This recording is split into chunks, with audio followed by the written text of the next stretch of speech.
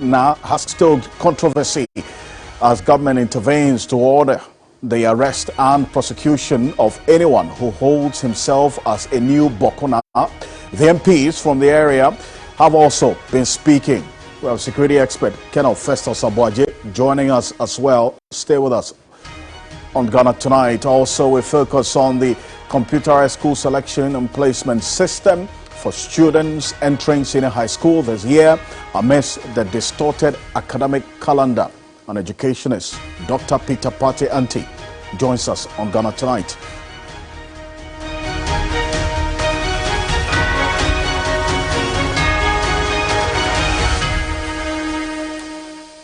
Stay with us. Your thoughts are welcome. As always, we're very, very interactive. The hashtag is Ghana Tonight on Facebook and Twitter. Let's get talking.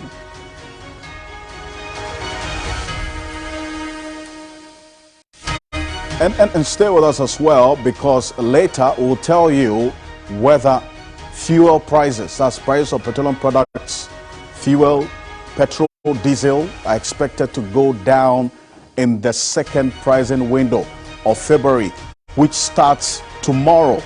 Stay with me. I'll tell you the details of what to expect at the pumps tomorrow. Let's settle for Ghana Briefs.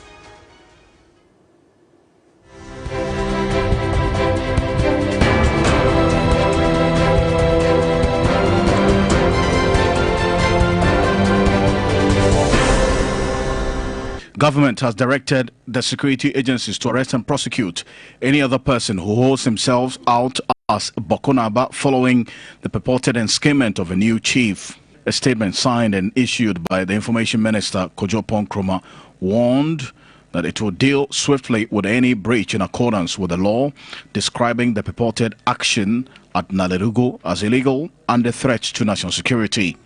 The statement indicated that Naba Asigri Abogagro Azoka II is the Bawku Naba and duly gazetted member of the National and Upper East Regional House of Chiefs. Members of Parliament from the Kusol traditional area have described as null and void the enskinment of a new Bawku Naba by the Nayiri. Addressing the media in Parliament, the group condemned the action amidst the conflict, which has claimed many lives, questioning government's commitment in ensuring lasting peace in Bawku. It has come to the attention of the members of Parliament that the Nayiri, Bohugu Mahami Abdullah Sheriga II, has purported to enskin a rival chief for Bawku. This is unacceptable and should not come from a person of his stature. The University of Ghana is appealing an Accra High Court injunction ordering the school to reverse the implementation of a new residential policy. This follows a clash between some students believed to be former residents of the Common Hall and the Ghana Police Service. But the facts of the matter are such that it will be difficult for us to reverse certain decisions we have taken. The Ghana Education Service, GS, says calls by the Ghana National Council of Private Schools to reduce the allocation of 30% senior high school admission to public schools is untenable. According to the Ghana National Council of Private Schools, government is deliberately denying private schools access to Category A schools. We realize that about 90% of all those that have been placed or gotten the Category A schools were coming from private schools.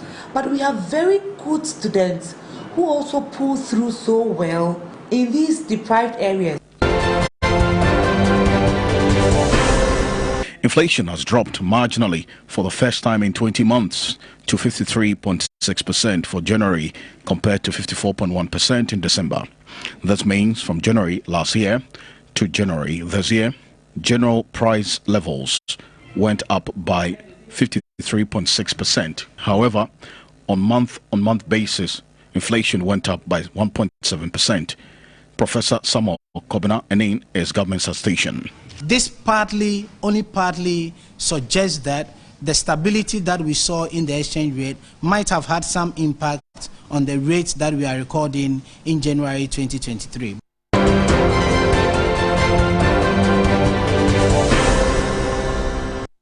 We are gathered here today to invite holders of domestic debt to voluntarily exchange approximately 137 billion Ghana cedis of the domestic notes and bonds of the Republic, including ESLA and Dache bonds, for a package of new bonds to be issued by the Republic.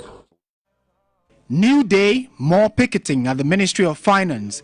Government has announced what it says was a resounding success in its debt exchange program, but that has done very little to quieten the controversy and uncertainty that surrounds the process. On Wednesday, pensioners were back at the Ministry of Finance as they continue to register their objection to multiple aspects of the program. The Finance Minister, Kendo Foriata, said he was not exactly sure what they were doing there. I had a press release a couple of days ago, and I thought I had made it unequivocally clear that, all government bonds will be honored, and that, therefore, whether you are voluntary or not, whether you have tendered or not, it will be respected. So I really want to understand why we are still here, so that if there's anything more I can say, I can do that. But really, if you look at the press statement, it emphasized the fact that this was voluntary, and about 15–16% of the pensioners actually tendered, but they chose to. The bulk of you did not. But I had indicated that it was voluntary, which means that we will honor those payments. The pensioners say they simply... So that's the Finance Minister, Kendo Foriata there. He's asking why these pensioners who have invested their pension funds into government bonds are still picketing.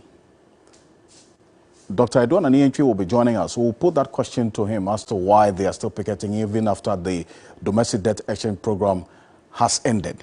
And then also that assurance by the Finance Minister, in fact, he reiterates that assurance in the statement he put out earlier, that all maturing bonds will be honored. If there is some trust for the Finance Minister's words, why are bondholders still raising questions about whether they can actually hold the Finance Minister to his words? And so it clearly depicts the trust deficits that we've been talking about all the while. They want to actually see their monies before they can believe anything that is said. So we'll get to that. But yesterday, the Finance Ministry issued a statement about the over 80% approval of the domestic debt exchange program in a little over 2 months. In fact, I've been engaging people who are quite close to this whole IMF engagement. And then also, what exactly we sought to do in this domestic debt exchange program. Now, we put up an amount of money which constitutes our domestic debt that we intended to restructure under the domestic debt exchange program. That's 137 billion. This is the Finance Minister on December 5, 2022, giving that figure. You take a look at this. We are gathered here today to invite holders of domestic debt to voluntarily exchange approximately 137 billion Ghana cedis of the domestic notes and bonds of the Republic, including ESLA and Dache bonds, for a package of new bonds to be issued by the Republic. So let that sink in, 137 billion. That's what we sought to restructure. But in the statement yesterday, the ministry indicated that the bonds that were on offer was there's a little over 97 billion. That's almost 98 billion cedis. That's 97 billion 749,624,691 cedis. That's what you see, the first figure. But then it was able to achieve or trade some 82 billion, almost 83 billion was traded in these old bonds for the new bonds. So the success rate of 84.91%. The market watchers are asking, what exactly led to the reduction of this 137 billion that we put up for the domestic debt exchange program, what we intended to restructure, and this 97 billion. Bear in mind that when this 137 billion was announced, pension funds were part of it. So we sought to try and do the mathematics. When Labour agitated, pension funds were exempted from the domestic debt exchange program. Pension funds were about almost 26.9 billion cedis thereabout. So if you do the maths, the domestic debt that we sought to restructure was 137 billion. The total pension funds exempted were 26.9 billion. Then the remaining was 110, approximately 110 billion thereabout. The difference between that and the 97 billion, almost 97.7 billion communicated yesterday, is what the market watchers are asking. What makes up the difference? So tomorrow, the finance minister is expected before Parliament. We are asking members of Parliament to ask further and better particulars and some details as to the disparity in the figures, so that we can all be on the same page on exactly what is going on with the domestic debt exchange program. Stay with me. A number of people are also raising questions about the percentage that has been communicated and whether that makes an impact at all. We'll be back shortly after this quick break. We have a conversation on these and more, and Bawku as well on Ghana Tonight. Stay with us.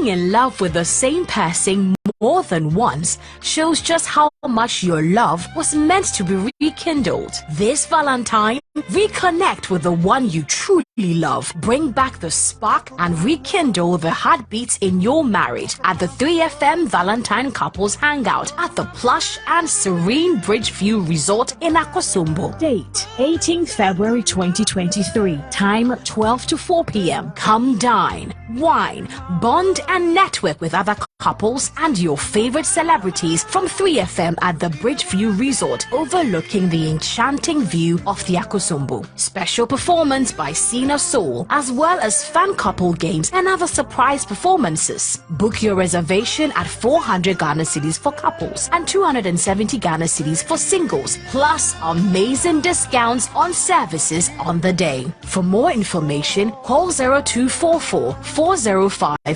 027. The 3FM Valentine's Couples Hangout. Rekindle the love. 3FM, your urban lifestyle radio station. Sponsored by Ebony Condoms and Forever Clear. Ghana's high living cost is frustrating many individuals. Now you can't save anything. Average expenditure on food, water, transportation and rent is wiping out meager incomes, and the young, the old are feeling the pinch. Most of us do depend on these betting companies for our daily means. Small businesses are folding up. Everything was moving on well till we started buying cooking oil for 1,000 Ghana. Imagine paying rent of 1,000 Ghana cedis per month. With the country battling extreme inflation, a budget deficit and debt distress, many are barely living from hand to mouth. So the people that are coming out of school, one, we can't be employed in the government sector because it's already choked. Two, the business that are supposed to also employ the people, they are going through turbulent times. Conundrum in TV3's latest feature, Surviving Ghana's Economic Meltdown, highlights some of the living experiences of individuals. When you don't have what it takes to employ them, then they will be a huge national security threat. Surviving Ghana's economic meltdown, Wednesday, February 22 at 9 p.m. on TV3 and across all social media platforms.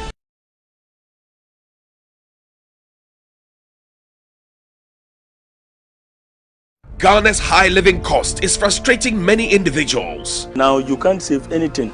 Average expenditure on food, water, transportation and rent is wiping out meager incomes, and the young, the old are feeling the pinch. Most of us do depend on these betting companies for our daily means. Small businesses are folding up. Everything was moving on well till we started buying cooking oil for 1,000 Ghana. Imagine paying rent of 1,000 Ghana cedis per month. With the country battling extreme inflation, a budget deficit and debt distress, many are barely living from hand to mouth. So the people that are coming out of school, one, we can't be employing the government sector because it's already choked. Two, the businesses that are supposed to also employ the people, they are going through turbulent times. Conundrum in TV3's latest feature, Surviving Ghana's Economic Meltdown, highlights some of the living experiences of individuals. When you don't have what it takes to employ them, then they will be a huge national security threat. Surviving Ghana's Economic Meltdown, Wednesday, February 22 at 9 p.m. on TV3 and across all social media platforms.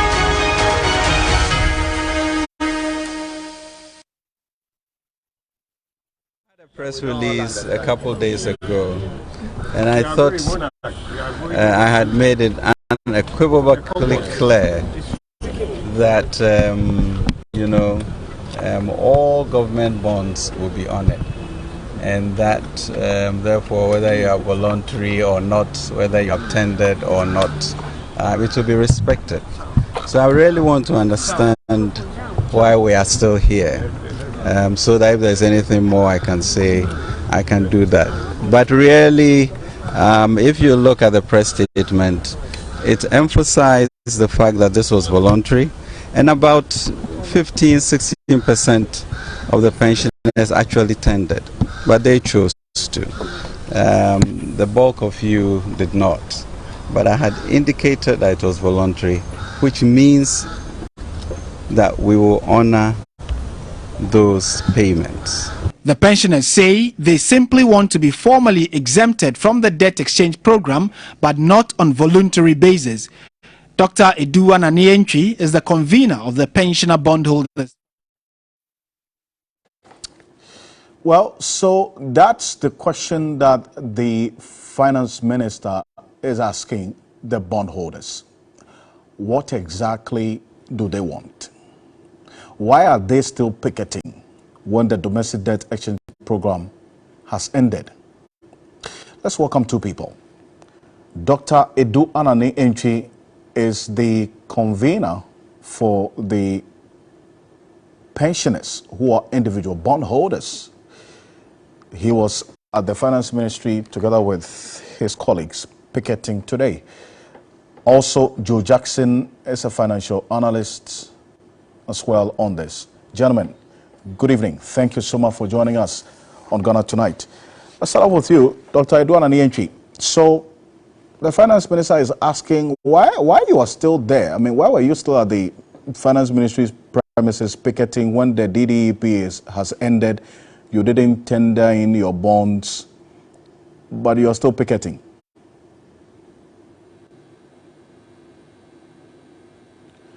Hello, Dr. Anientwi. Oh, we would rectify that. But Joe, Joe Jackson as well is joining us. But Joe, you know, there's so much emphasis on the approval rate of almost 85%. How much of an impact does that have in the larger scheme of things, Mr. Jackson? I actually don't think that the percentage matters in any which way. It's not relevant.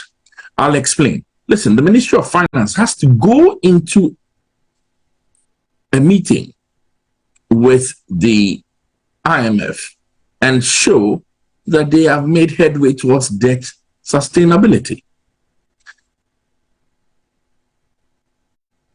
if they haven't made that headway, if the Ministry of the IMF is not convinced, it doesn't matter whether it was 90% or 50%. That's not what really matters.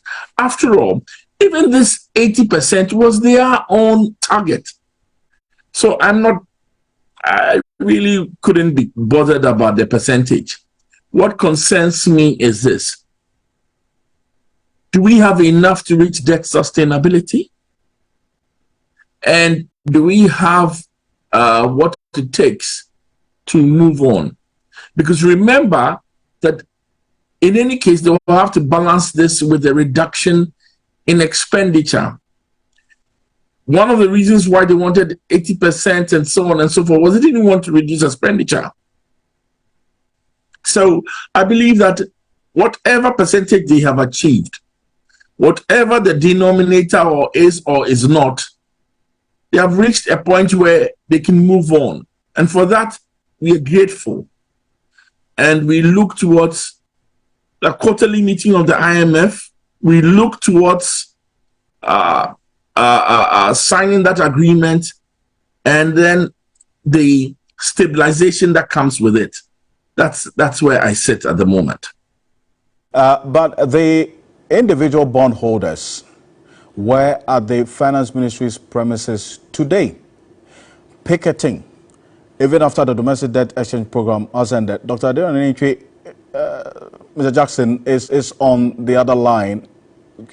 Help me understand this, Mr. Jackson. Even though this DDEP has ended, what do you make of their demand still of the finance minister to exempt them?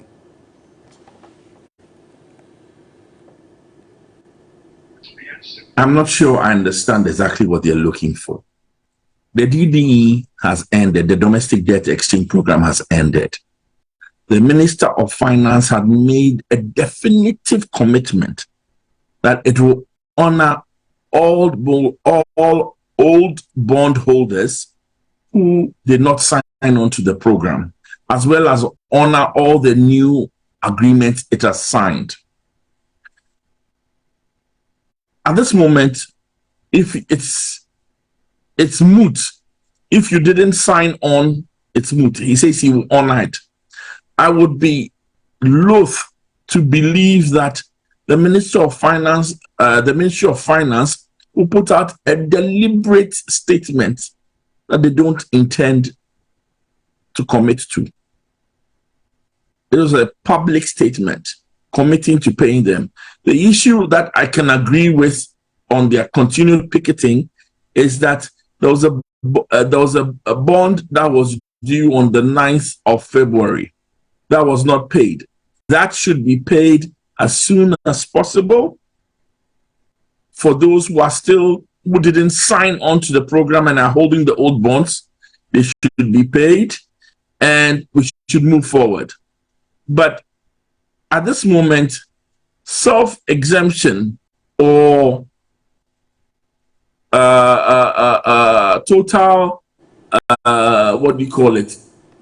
Exemption is moot. The program has ended, and there's a commitment to pay.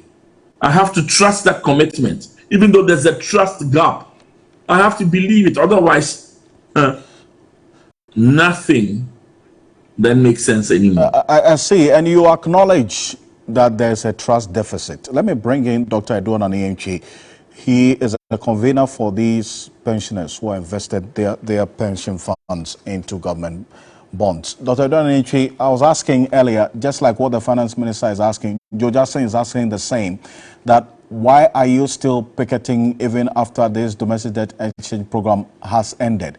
Is it for the same demand for total exemption or the non-payment of the bonds that have matured? Well, thank you. If you don't understand the meaning or the difference between self-exemption and issuer exemption, perhaps you will not understand what we are doing. But we understand what we are doing.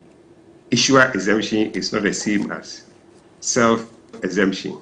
As at now, by default, we are in the category of self-exemption. That was not what we are. You don't fight for self-exemption.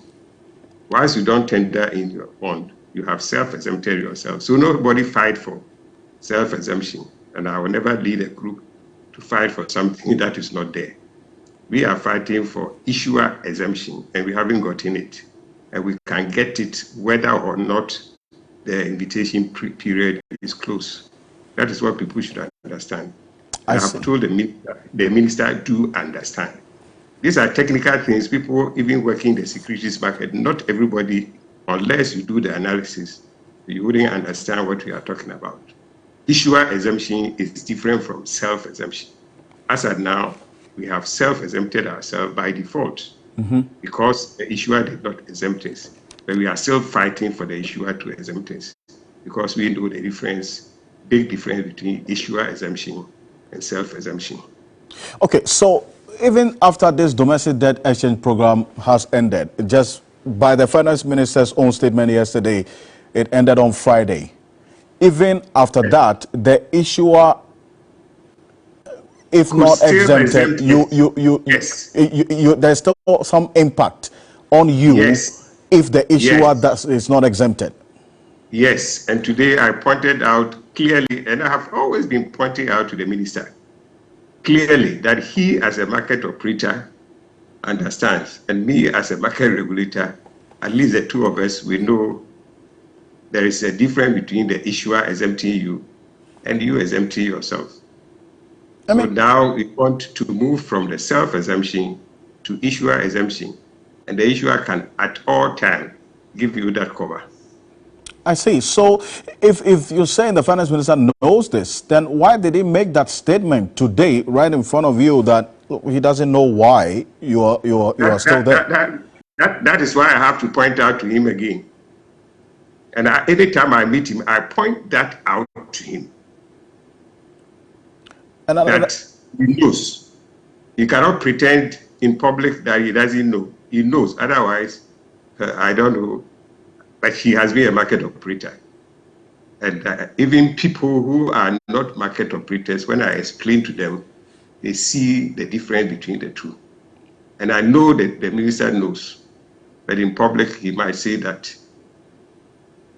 I see. So clearly today, he didn't see through that demand you were making. So when you went to Parliament today, what happened?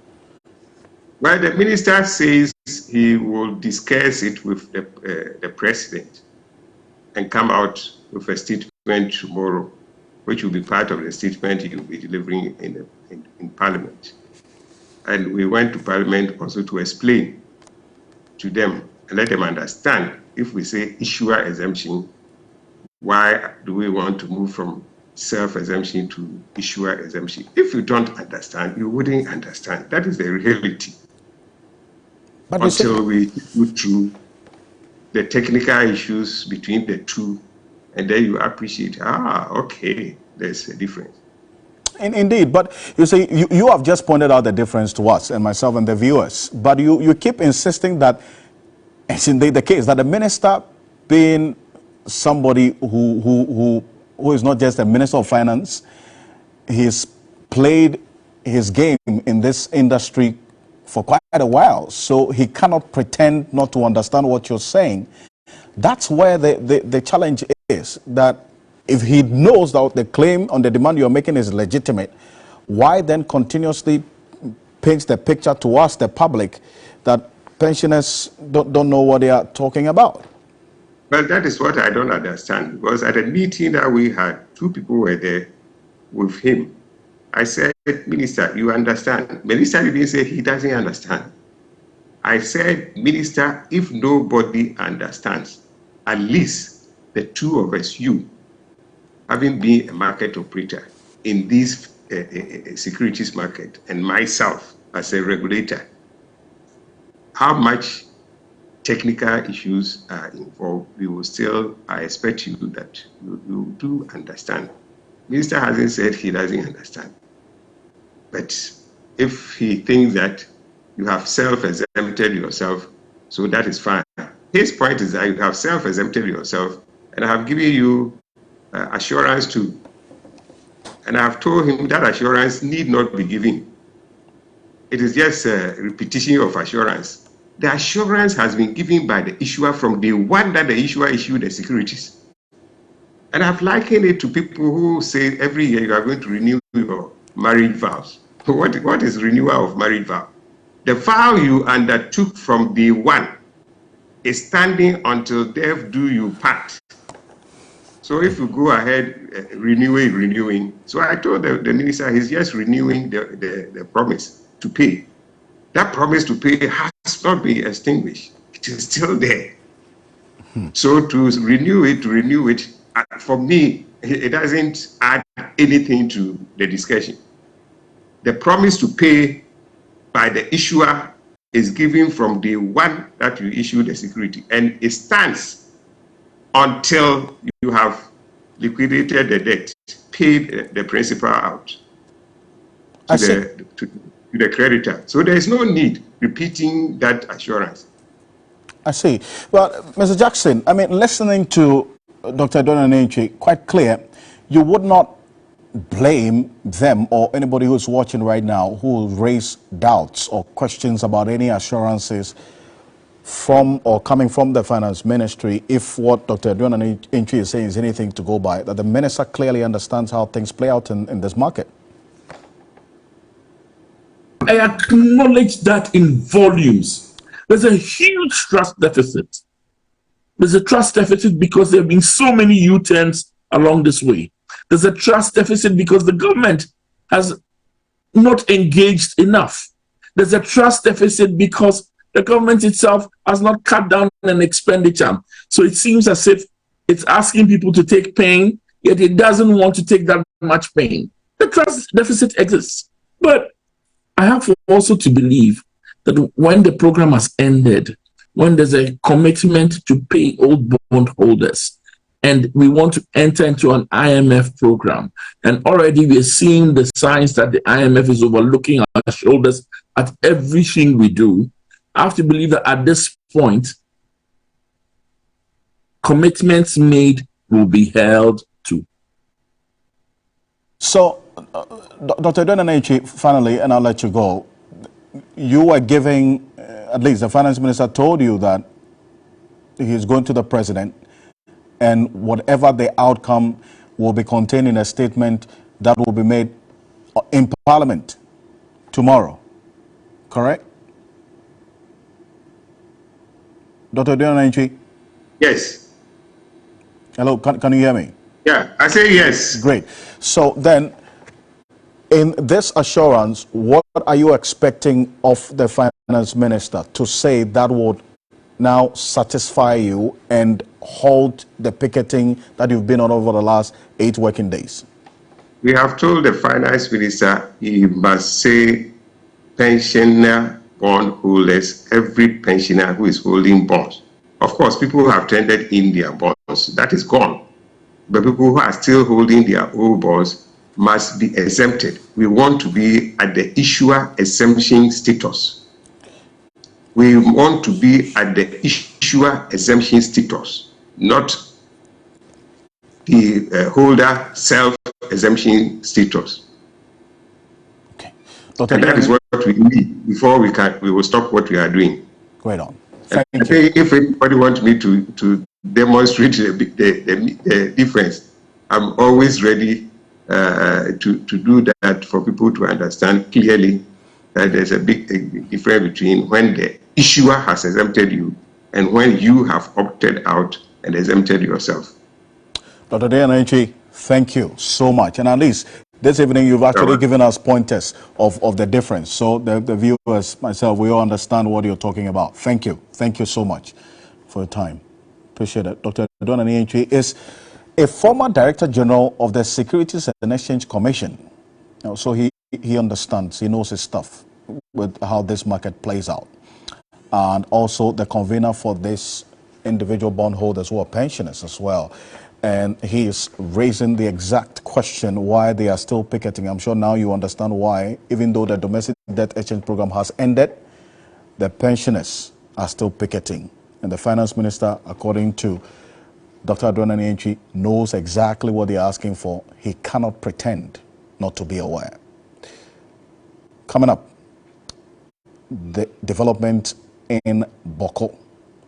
The latest development in the volatile part of the northeast region has got the government to quickly condemn what it describes as a threat to national security. Now, the king of the Makprugu traditional area, Na Bohugu Mahami Abdullahi Sheriga II, had enskinned a new chief for Bawku today. Now, the new chief, we understand, was enskinned at the Nairi Palace in Nalirugu, and his enskinment had been met with jubilation. But the government has indicated it recognizes only the gazetted Bawku Naba. In fact, there's a statement signed by the information minister. That's what you see on the screen right there. The government condemns development in Nalirugu today concerning the purported enskillment of someone they describe as illegal. Government further reiterates that Naba Asigri Abugrago Azoka II is the Bawku Naba, duly gazetted and a member of the National and Upper East Regional Houses of Chiefs.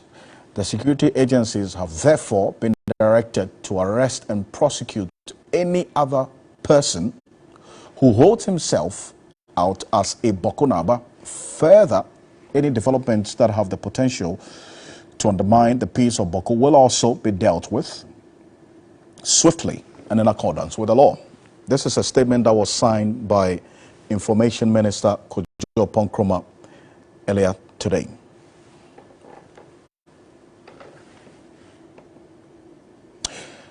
Let's go to Parliament, because the members of Parliament from the Kuso traditional area have described as null and void the enskillment of the new Bawku Naba by the Nairi.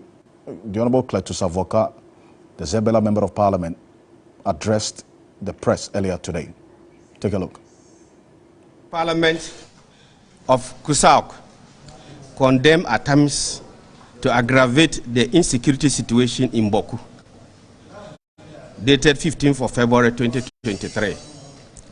It has come to the attention of the members of Parliament from Bawku Central, Zebila, Binduri, Pusiga, Timpani, and Garu that the Nairi, Na Bohugu Mahami Abdullah Sheriga II has purported to enskin a rival chief for Bawku.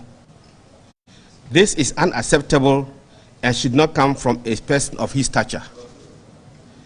Such purported enskinment is null and void and will not be recognized by any institution under the 1992 Constitution.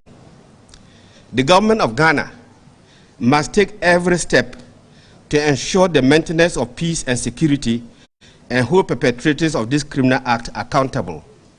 The members of Parliament for the area, meanwhile, call on the people of the Kusauk traditional area and its environs to remain calm and assure them that this unlawful conduct will not stand. We are watching closely the level of political will of the government of President Nana Akufo-Addo and Vice President Alhaji Mahmoud Bawumia in respecting the Constitution of Ghana and the right of the Kusasi people to rule over their own land. So that's what happened earlier today in Parliament. Stay with me. The Honorable Cletus Avoka will be joining us on the telephone shortly, but also joining us on Zoom is Colonel Festus Abuaje, retired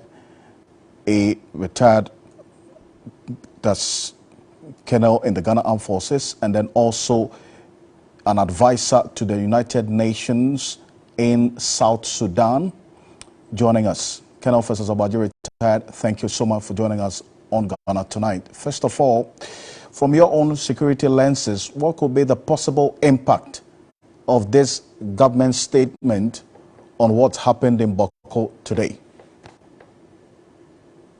Well, first of all, thank you once again. I think after the fact, this statement doesn't encourage too much confidence in whatever processes the government had underway to try and resolve the wider conflict in the Bawku area. Now, I'm arguing that if the government had adopted a preventive approach and tried as best as it could to stop the enskinment, there would have been more peace than the situation is now, when the government is threatening to use whatever necessary measures it has to stop anybody from parading themselves as Bokunaba, with the exception of the incumbent, who has been on the scene since I think 1984. So potentially, this new development is further going to worsen the tensions between the Kusasis and the Mamprusis. That is what is potentially going to happen. It is going to deepen the conflict, and it's also going to widen the scope of the conflict beyond what probably triggered the conflict last year.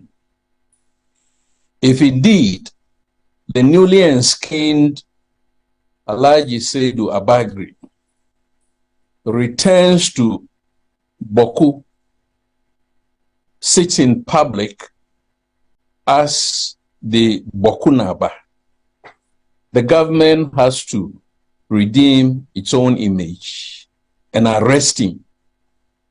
Now, that arrest is not going to be a walk in the park. And even if the newly enskinned Abagri is arrested, there could be repercussions from the Mamprusis, who will be up in arms against the government.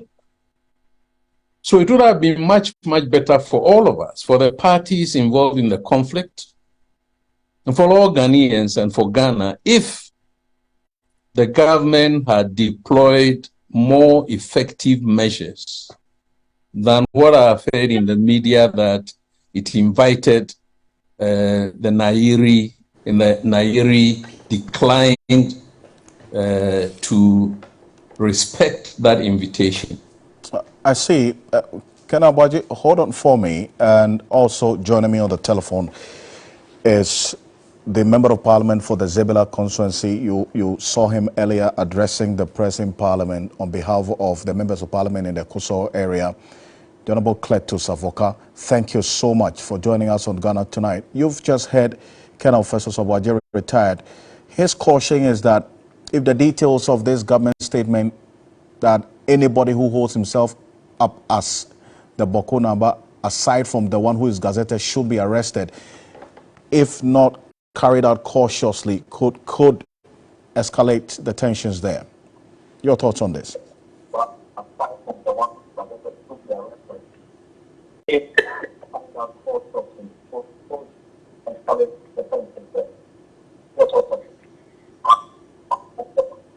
Hello? The Honorable Cletus Avoka, I can hear you. You're on air, please. Oh, okay. I can go on? Yes. Okay, thank you so much. I think that... Okay. I think that Colonel Festus Obwaje has hit the nail on the head. Admittedly, the government has intelligence on the ground. And I think that they could have taken preemptive measures to ensure that this enskinment did not take place at all.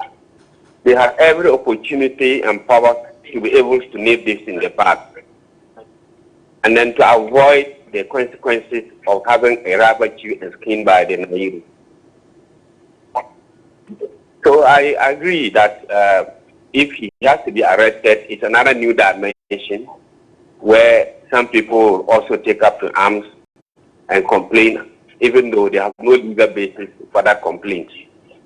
But the best solution is for the government to make sure that he does not enter Bawku as a chief and does not sit in Bawku as a chief. That is the way to curtail the conflict. But you've been there, and Honorable Class Avoka, if you could please put off the TV and listen to me on the phone, okay? And that cause, can you hear me now? Please listen to me on the telephone. Can you hear me? Okay. Yes, I think you are watching the TV. There's a bit of a delay, so please listen to me. Great. So if you agree that this has to be done, how are you, the members of parliament in the area, going to collaborate with government to ensure that this recommendation you're making actually is carried out so as not to get the national security or the military deployed there carry out this directive without recourse to this caution that Colonel Festus Obaje is putting out? Well, in the first place, since the crashes erupted in the November 2021, we, the MPs from the Kusau area, have taken measures to ensure that we don't inflame passions. So we have not unreasonably and unnecessarily involved ourselves in press conferences in Parliament or elsewhere, and we have not even made a statement on the floor of the House until the soldiers went to the village and killed about 7-8 people on the spot. Right. That is where we are prompted to make a statement on the military brutality. Otherwise, we have also given confidence to the government that they should use their good officers to handle the matter, and that we will not inflame passions by taking sides. Now that this thing has taken place, what we can do to help the government bring peace to the area is to appeal to the Bawku, the paramount of Kusau, and the youth of the area to remain calm, not to retaliate, not to avenge anything, but to remain calm, and then leave everything in the hands of government to see what they can do at the end of the day. But let me say that the Kusauis have hardly been aggressive. They are normally on the defense. We are chiefs, and once we are chiefs, we have no reason to quarrel. We have no reason to take up arms. Right. We want to coexist with Mamprisi and all other tribes in the Bawku area.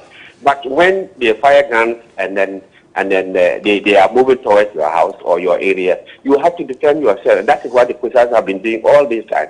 So we will take this opportunity to appeal to them to remain calm, despite notwithstanding the provocation that they have encountered today, to still remain calm and give the benefit of the doubt to the government, and then to see what they can do. But I agree that this incident in Naleru today should have been aborted, should have been prevented. The government had every opportunity to do so, and they failed to do that. I think they have to give an explanation as to why they could not prevent this experiment from taking place, and to avoid all the ramifications that the experiment is bringing. Right on. Honorable Class Avoka, thank you so much for connecting with us on Ghana Tonight. And I'll conclude with you, Colonel Festus Obaje, retired. So you've just heard the Member of Parliament there. And what role, in your view, can the Members of Parliament play in ensuring that nothing is done to escalate the already fragile situation in Bawku?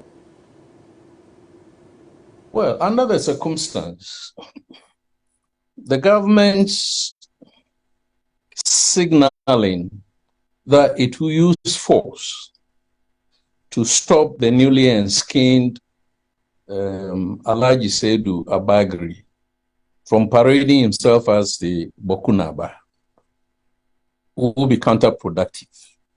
The best option is to revert to the courts for an interpretation of the Supreme Court's decision of 2003, which the Mamprus are contesting, that the Supreme Court never decided that the Nairi or whoever is appointed cannot be enskined as the Bawku Naba. So my recommendation would be for us to find avenues of reverting to the Supreme Court. But having said that, the history of this conflict has many episodes of mediation, of facilitated mediation, not only by government entities, but by civil society organizations who are still around, like OneUp is around, for instance. And OneUp has been involved, and their efforts together with others resulted in the Damango Accord, I think, of 2000 or thereabout. The National Peace Council, which is also a major facilitator, is still around. And indeed, the National Peace Council built upon an earlier arrangement of an inter-ethnic committee. I think that committee has to be reactivated, or activated, whatever the case may be, so that that committee can help to do the technical work of unraveling the technicalities around this dispute for whoever the government appoints, traditional leaders, for instance, religious leaders, or whoever, to try and mediate. But because the Nairi has openly stated, not too long ago, as of 2021, I think, that he disputes the interpretation, if the decision of the Supreme Court or the interpretation of the Supreme Court's decision, there necessarily has to be a recourse to the judicial process.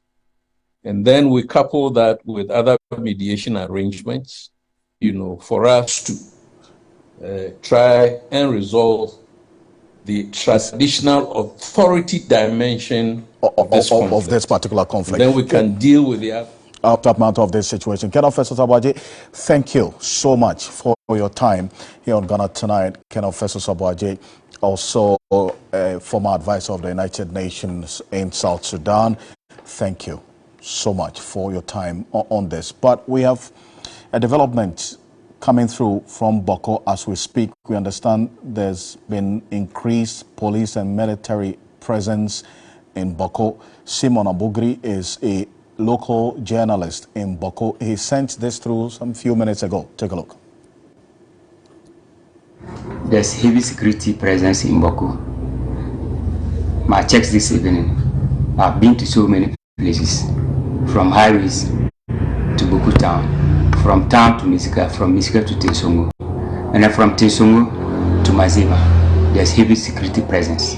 But they want government and other organizations to make sure there's peace in the area to do their normal activities.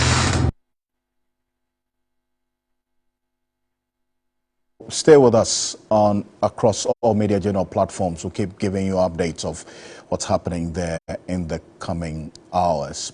But the Ghana Education Service has been clarifying the latest roster that will see second-year students in senior high schools return home after spending barely 5 weeks in school. According to the GS, this stopgap measure is as a result of inadequate infrastructure to accommodate the first-year students. Take a look. Created transitional academic calendar because we are in transition.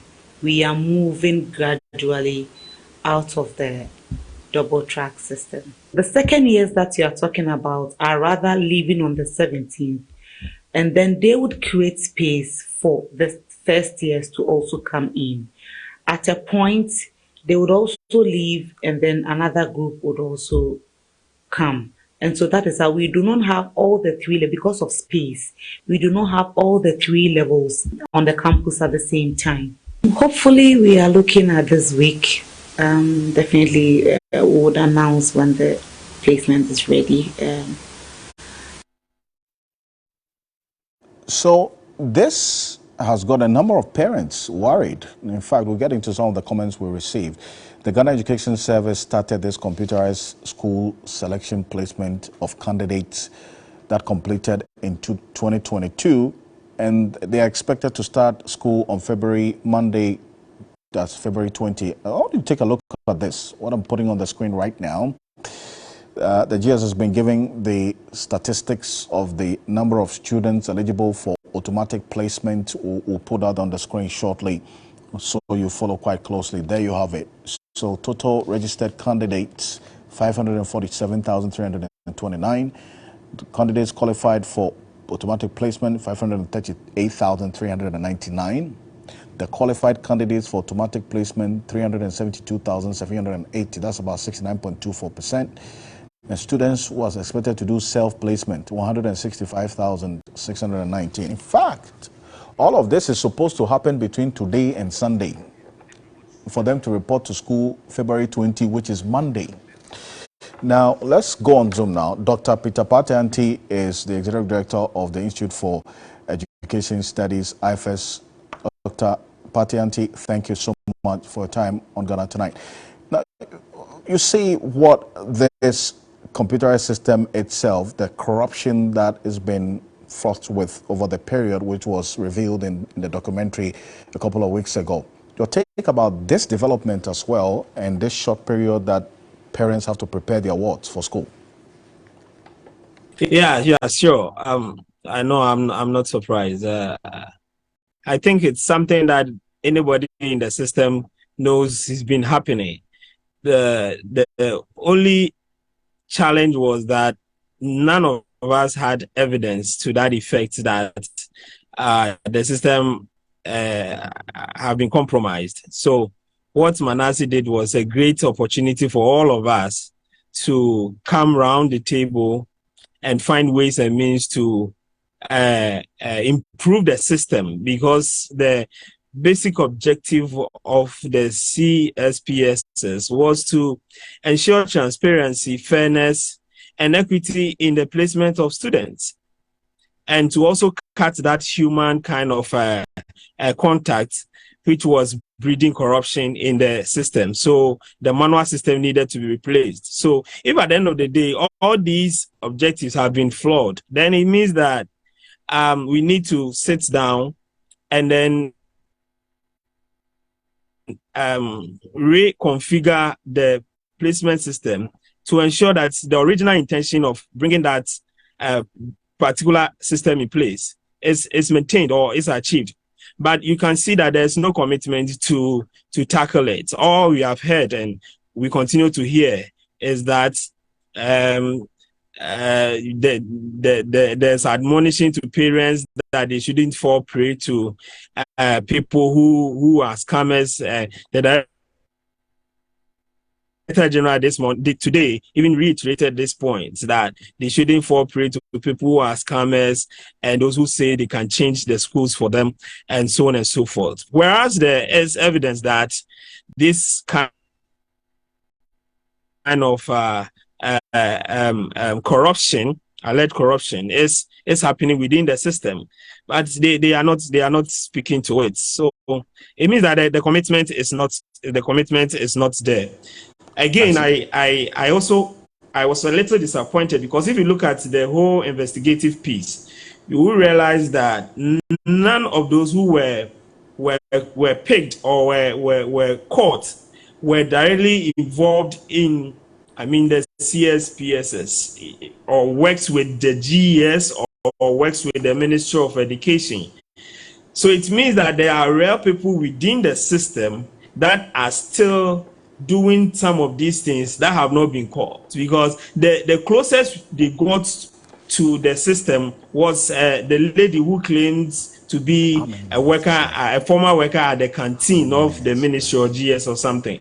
And you cannot convince me that such a person would be the key person in terms of this kind of changes or fraud within the CSPSS system. Of course, we are also told that there are two IT people who are on the run. We don't know whether they are also within the GES or the Ministry of Education system.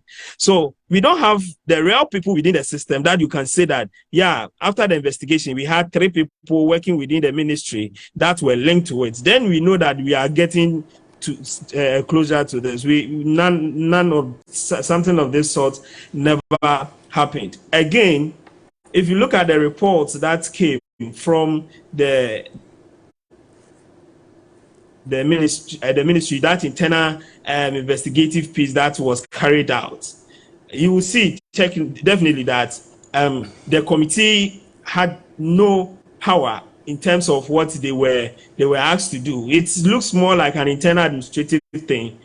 And of course, you investigating your boss seems a little bit weird to all of us. Right. So that report too, if you read, there are serious issues in there. Okay. But you ask yourself, what is the value of that particular report, and why is it that even within the ministry itself, they have not taken steps to improve the system and ensure that this kind of fraud does not continue? So it's dealt with.